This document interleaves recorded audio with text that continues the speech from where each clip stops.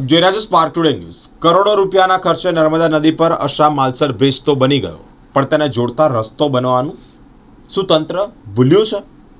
પ્રશ્નાર્થ। ભરૂચ જિલ્લાના ઝઘડિયા તાલુકાના વડિયા મંદિરથી માલસર બ્રિજને જોડતો માર્ગ અત્યંત બિસ્માર છે, જેને કારણે વાહન ચાલકોની હાલત કફોડી બની છે। આશરે રૂપિયા 233 કરોડના ખર્ચે નર્મદા નદી પર અશા માલસર બ્રિજનું નિર્માણ કરવામાં આવ્યું છે। લોકાર્પણ વડાપ્રધાન નરેન્દ્રભાઈ મોદીજી દ્વારા બોડેલીથી કરવામાં આવ્યું હતું।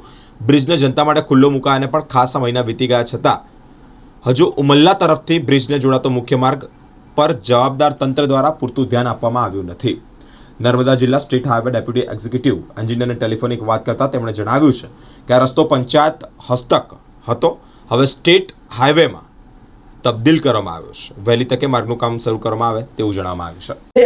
વડિયા મંદિરથી માલસર બીચનો જોડતો રસ્તો એટલો ખરાબ છે, ભાજપ સરકાર એકદમ ઊંઘમાં છે, એમને હજુ ઉઠવાડા જ પડશે। હવે આ સરકારને તો હવે બસ છેલ્લી પાયડીનું કહી દીધું, હવે એ વિચારે તો સારું છે। એ તો પબ્લિક બહુ હવે આંદોલનના માર્કે ઊભી થઈ ગઈ, બહુ જ ખરાબ હાલતમાં છે। અને 2 વર્ષ માધવ સેતુને લોકાર્પણ કરવા માટે દેશના વડાપ્રધાન શ્રી નરેન્દ્રભાઈ મોદી સાહેબે બોડેલીથી વર્ચ્યુઅલ લોકાર્પણ કરેલું છે। એ બ્રિજને બને પણ 2 વર્ષ થઈ ગયેલા છે, પણ તો પણ 2 વર્ષ થવા છતાં પણ જે આ રસ્તાની હાલત જે હતી એનાથી પણ બહુ ખરાબ હાલતમાં થઈ ગયેલી છે। અને અહીંયા અવર જવર કરતા દરેક વ્યક્તિઓને બહુ જ અઘરું પડે છે। 3 કિલોમીટરનો રસ્તો 30 કિલોમીટરની સફર કરતા હોય એવું બધાને અહેસાસ થાય છે।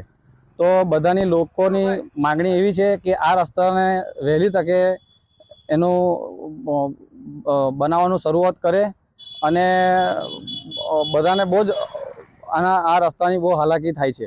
અને આ રસ્તામાં અવર જવર કરવા માટે જે બસની વ્યવસ્થાની પણ અહીંયાના વિદ્યાર્થીઓ ભણે છે, એ બ્રિજ માધવ સેતુ થયા પછી ફોફડિયા સ્કૂલ છે, ડભોઈ છે, ITI, એ બધા જ સ્કૂલના બધા વિદ્યાર્થીઓ ભણે છે, અને તે ભણવા માટે અહીંયાથી જવાનું એમને થાય છે। તો એના માટે પણ બસની વ્યવસ્થા અમારે જો કરવી પડે છે ડભોઈ કાં તો વડોદરા ડેપોની, તો પણ એ રસ્તાની હિસાબે એ અહીંયા આવી શકતા નથી, એટલે વિદ્યાર્થીઓનું પણ ભણતર બગડે છે।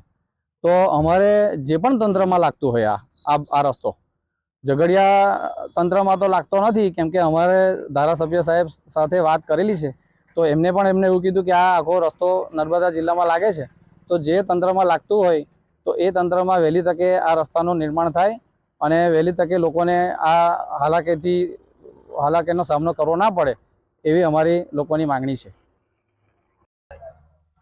જય જવાન જય કિસાન। આ અસા ગ્રામની અંદર આ રસ્તો જોડતો છે, આ વડિયાથી લઈ અને માલસર બ્રિજ સુધીનો જે 3 કિલોમીટરનો રસ્તો છે। આ ખેડૂતલક્ષી રસ્તો હતો, અને ઈંગાળી અત્યારે એટલી ખરાબ હાલત થઈ ગઈ છે, જે સ્કૂલમાં જતા છોકરાઓને પણ તકલીફ થાય છે, અને કોઈ ઇમરજન્સી કેસ હોય તો એ ત્યાં હોસ્પિટલ સુધી પહોંચી ના શકે એવી પરિસ્થિતિ છે। તો આ ભાજપ સરકારને આ કઈ રીતનું કામ કરે છે, તો પછી ગોપાલ ઇટાલિયા સાહેબને ઈંગાળી આપણે એમને આપણે રજૂઆત કરીશું, કારણ કે આ ભાજપ સરકારથી લોકો ત્રાસી ગયા સાહેબ। આ GST ભરતા હોય, આ તકલીફો આવે છે પબ્લિકને। જો આમને આમ ચાલ્યું તો આ સરકાર વધુ સમય ટકી શકે એવું લાગતું નહીં, અને ખેડૂતો અને પબ્લિક પણ જાગૃત થાય, કારણ કે કોઈ એક વ્યક્તિને લઈને તમે આજે વોટ આપો છો તો આ તકલીફ ઊભી થાય છે, આ સહન કરવું પડે છે। તમારી અંદર તમારા વિસ્તારમાં કેવો માણસ ઊભો છે એને જોઈને તમે મત આપો, બાકી આવનારા સમયમાં પબ્લિક આમ ને આમ છે ને નહીં જીવી શકે, નહીં મરી શકે એવી હાલત ઊભી થશે। જો આવું જ કરવું હોય તો પછી આમને આમ ચાલવા દો, બાકી જાગૃત થાઓ, બાકી આ રસ્તાને કોઈ પરિસ્થિતિ નહીં કે નવો બને। આજે 2 વર્ષ ત્યાં રસ્તો બ્રિજ બન્યાને, પણ રસ્તાનું કોઈ જ આની અંદર નિરાકરણ આવ્યું નથી, અને એની આજુબાજુના જે ખેતરો છે રસ્તાની, એ લોકોની હોય કોઈ જમીન સંપાદન થયેલ છે નથી, અને વચમાં એનો રસ્તો પણ અહીં બનાવવા માટે આવી ગયેલા, જે ખેડૂતોને મતલબ કોઈ જાતની જાણકારી કર્યા વગર પથ્થરને બધું જે રસ્તા પર બધું કામકાજ તે નાખી દીધેલું હતું। તો પબ્લિક જાગૃત થાય, બસ એ જય જવાન જય કિસાન।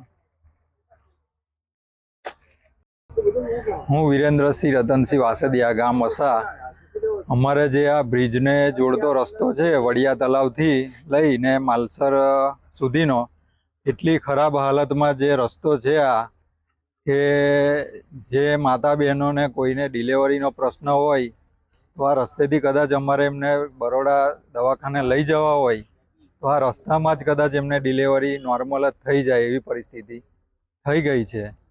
એટલો સરસ આ સરકારનો અમારે આભાર માનવો જોઈએ કે જે ખર્ચો અમારે હોસ્પિટલમાં જઈને સિઝેરિયન કરીને 60-70 હજાર રૂપિયા કરવો પડે એની જગ્યાએ અહીં નોર્મલ ડિલિવરી મેં ખાલી વગર એને જ પતી જાય છે. બીજું કે અમારા બાળકો જે અસાથી સામેના કિનારે જે ભણવા જાય છે પોપડિયા હાઈસ્કૂલમાં એ લગભગ 3-4 ઇકો ગાડી અહીંયાથી જાય છે. એ બધી ગાડીઓમાં છોકરાઓ એટલા બધા હેરાન થાય છે આ રસ્તાને લઈને કે એમનો ટાઈમિંગ પણ જળવાતો નથી. લગભગ 1.5 કલાક એમને વહેલું ઘરેથી જવું પડે છે સામાન્ય 12-14 કિલોમીટર માટે અને રિટર્નમાં બી એટલું 1.5 કલાક આવતા જતા તો એમને 3 કલાક તો ખાલી આવવા જવાનો ટાઈમ લાગી જાય છે. એ છોકરાઓને ઘરે આવીને પછી એટલા થાકી ગયા હોય કે એ લોકો લેસન બી કરવાની હાલતમાં હોતા નથી. ને ખરેખર એટલી ખરાબ પરિસ્થિતિ છે ને આ રસ્તા પર એટલી બધી ઓવરલોડ ગાડીઓ રેતીની લીઝોની ચાલે છે, સ્ટોકોની ગાડીઓ બી એટલી બધી ચાલે છે સાહેબ કે તમારે અહીંયાથી પસાર થવું હોય ને તો વિચાર કરવો પડે અને તમારું તો જીવનું જોખમ જ છે એવું સમજીને ચાલો કે તમારે અહીંયાથી જવું હોય તો પહેલાં તમારે વીમો કઢાવી લેવો પડે અહીં વડિયા મંદિરેથી. તો એક મારે તો એક સૂચન આપવું છે LIC વાળાને કે એક તમારો એજન્ટ અહીં બેહાડો કે બેન જો અહીંથી લોકો વીમો લઈને જ જાય તો કદાચ એને બિચારાને રસ્તે કંઈક તકલીફ થઈ જાય મરી જાય તો એના ઘરવાળાને 2-5 લાખ રૂપિયા તો મળી જાય યાર.